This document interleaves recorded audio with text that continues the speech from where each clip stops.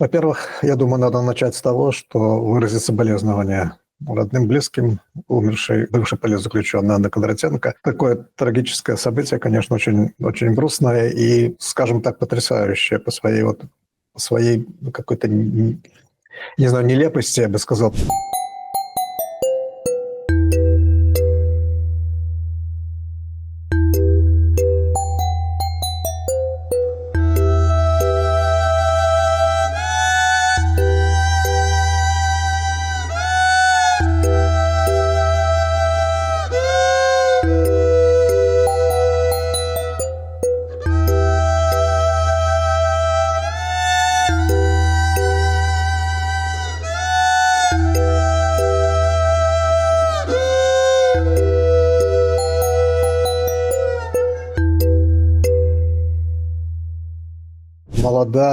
Молодая красивая женщина умерла от онкологического заболевания в расцвете возраста женского такого.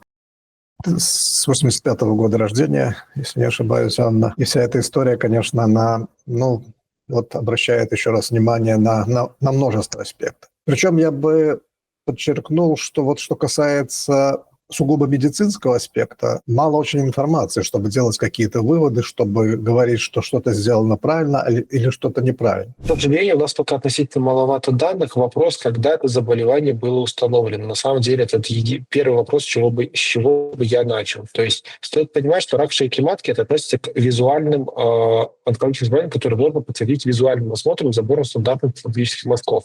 И весь вопрос, и это заболевание, которое не развивается за месяц или неделю. Это заболевание, которое развивается годами. То есть есть статистика, показывающая, что в среднем время от первой дисплазии до рака порядка 5 лет.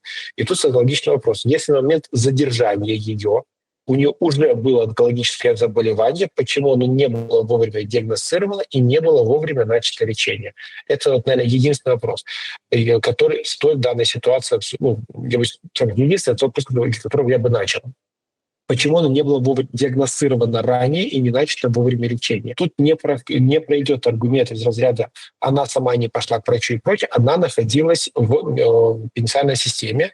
И не думаю, что кто-то из заключенных откажется от осмотра врача, если это будет ему доступно. То есть, скорее всего, просто не было доступно и не было осмотра гинеколога, который должен быть у женщины, в принципе, по белорусским подходам ежегодно. Это уже тот косяк, который есть. Я бы все-таки отметил, что, как бы то ни было, по той информации, которой мы на данный момент располагаем, именно в колонии был поставлен диагноз, и, как можно понимать, диагноз онкологического заболевания был поставлен уже во время отбывания наказания, то есть не при поступлении, скажем, и по тем коротким данным можно понимать, что какое-то лечение она получала, даже находясь в колонии. Она вышла из тюрьмы летом 24-го, и где-то с интервалом в полгода она умерла. Здесь чуть сложнее, то есть не имея истории болезни, мы не понимаем, в каком состоянии она была на момент тюрьмы. Обеспечивалась ли ей медицинская помощь, которая должна обеспечиваться гражданам Республики Беларусь. То есть, в принципе, есть белорусская статистика, которая четко показывает, что люди, живущие в деревнях, имеют меньшую 5-летнюю выживаемость, чем люди, живущие в городах. Вопрос по заключенным отдельно. А в принципе медицинская помощь для заключенных, она реально ли доступна или носит формальный характер? Не нарушаются ли протоколы лечения? То есть онкология требует дисциплины, она требует соблюдения всех сроков. Если это упирается в то, что сегодня есть машина с конвоем, завтра нет, и поэтому повезем, то это уже плохо. То есть по-хорошему такой случай должен быть хорошо проанализирован медиками и сделан вывод, в принципе, оказывается ли ей адекватная медицинская помощь. Как минимум один очень жесткий косяк, если можно говорить про смерть человека, как минимум одно нарушение, одну проблему, которая есть, уже можно смело говорить. У человека не было диагностировано вовремя заболевания. Человек попал в тюрьму на длительный срок, и у него не было доступа к гинекологической помощи. И вопрос, когда оно вообще было установлено. Если оно было установлено через 2 года от начала отбывания наказания, это то, что за что должны, грубо скажем, понести ответственность медицинские работники, либо те сотрудники исполнительных учреждений, которые за это отвечают. Потому что абсолютно видимая онкология бывает быстро развивающаяся, бывает то, что там не дает симптомы, там, как рак желудка, пока не увидишь или пока не будет симптомов, это незаметно, это будет уже третья стадия. Но рак шейки матки – это профилактический осмотр, и это должно было быть выявлено. То, что не было сделано вовремя, уже косяк системы и уже показатель того, что даже в условиях, когда человек не нужно человеку ходить в поликлинику, потому что он и так находится, скажем так, при этом лечебном учреждении и в достаточное времени, у него все равно пропускается видимая патология. И вот это основной косяк.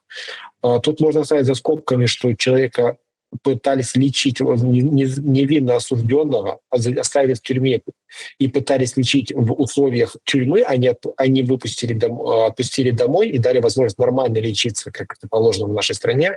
Это можно оставить за скобками. Это, в принципе, просто убийство человека. Я бы хотел сейчас подчеркнуть вот всю чудовищную сущность происходящего.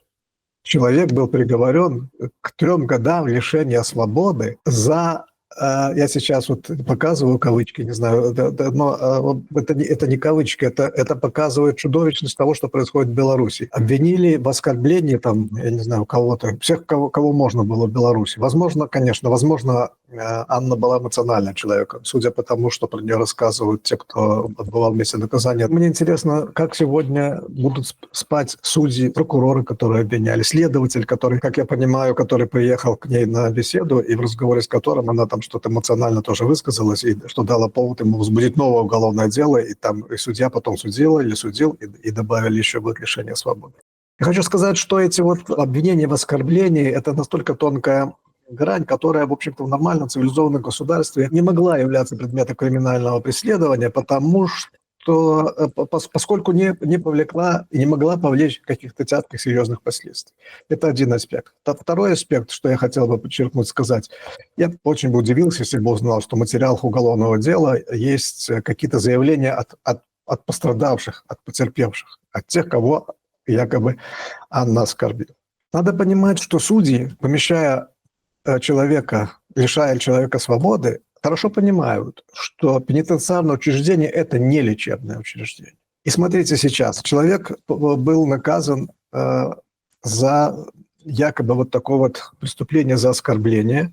У него выявили злокачественное новообразование. Здоровая логика сразу, на мой взгляд, подсказывает, что не место человеку находиться в пенитенциарном учреждении. Он должен находиться в таком случае в лечебном учреждении. Тем более человек, не совершивший тяжкого преступления, даже если формально посмотреть на приговор суда. Законодательство сегодня таково, что освободить от отбывания наказания человека по болезни возможно только в том случае, если, что касается онкологии, если установлена тяжелая 4-я стадия заболевания. То есть, по большому счету, говоря, таким простым, не медицинским, конечно, не юридическим языком, чтобы человек мог умереть в домашних условиях, не в колонии. Потому что там так сформулировано, что 4-я стадия при отсутствии положительной динамики заболевания и так далее. То есть я к чему хочу сказать, что не могли медики, по закону не могли они ее освободить, не медики освобождают, но представить на освобождение от отбывания наказания. По сути, даже не совсем 4-я стадия, потому что 4-я стадия, иногда это обратимый процесс,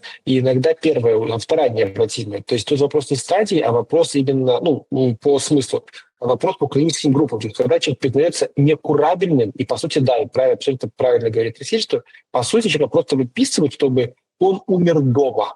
Или, точнее, не то, что дома, чтобы он умер не в тюремном заключении. И это на самом деле отдельная еще и проблема. То есть просто представить себе ситуацию, когда, да, человека ждут дома и прочее, а представьте, человек одинокий, который попал в тюрьму 30 лет назад, и его выписывают умирать куда-нибудь. Иди и умри там, где ты хочешь. То есть этот момент тоже стоит учитывать.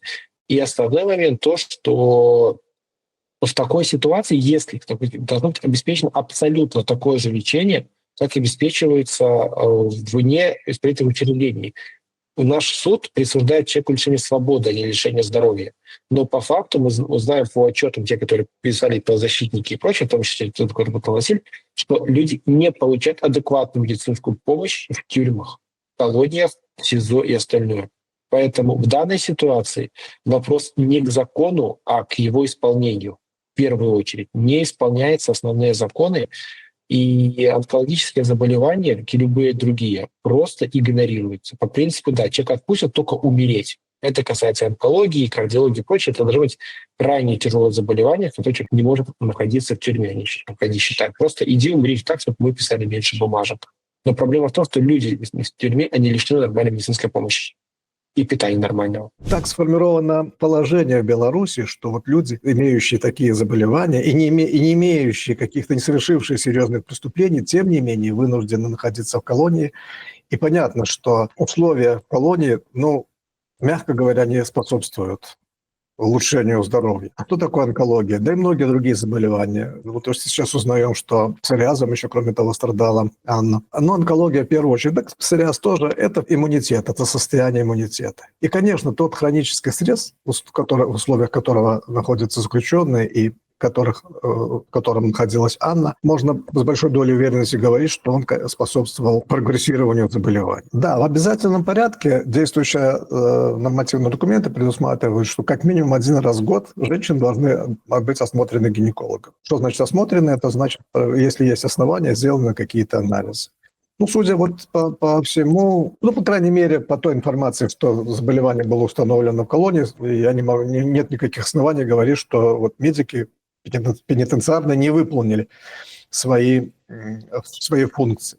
Другое дело, что они ограничены в своих возможностях. Еще раз подчеркну, несмотря на то, что медчасть имеется в колонии, понятно, что там нет ни онколога, нет ни возможности обследования нормальное вести. Недаром сегодня в онкологических лечебных учреждениях имеются всюду психологи, психотерапевты, которые работают с больными. То есть состояние настроения человека, его сотрудничество с врачами – это очень важно для положительной динамики заболевания. Что из этого есть в колонии? Ничего из этого нет, и понятно, что Анна должна была находиться в лечебном учреждении, но не в колонии, после того, как было понятно, что она требует лечения онкологического заболевания. Рак шейки матки иногда лечится хирургически, старание стадии, иногда делается лучевая терапия, химиотерапия. Единственное, что должно было быть сделано правильно, как только это выявлено раньше, когда человек поступил, он должен быть осмотрен специалистами, он должен пойти условную эту гребаную диспансеризацию, извините, по-французски. И если выявляется онкология, он едет, его везут к специалистам-онкологам, те пишут план лечения, как он должен быть, и это уже проблемы тюремного учреждения. Для того, чтобы человек использовал полностью этот план, а не так, что мы сегодня это повезем, а следующую через неделю просто потому, что нам конвой гонять не хочется. В данном случае запись врачей должна перебивать запись следственных органов. Это ваши проблемы, что у вас те, которые нужно лечить. Это не проблемы человека, это не проблемы медиков. Если мы скажем, что он сам виноват, про убийцу, то он сел, и теперь можно оставить без медицинской помощи, то мы ничем не лучше этого же самого убийцы. Мы человек в заключении лишается свободы, а не права на охрану своего здоровья.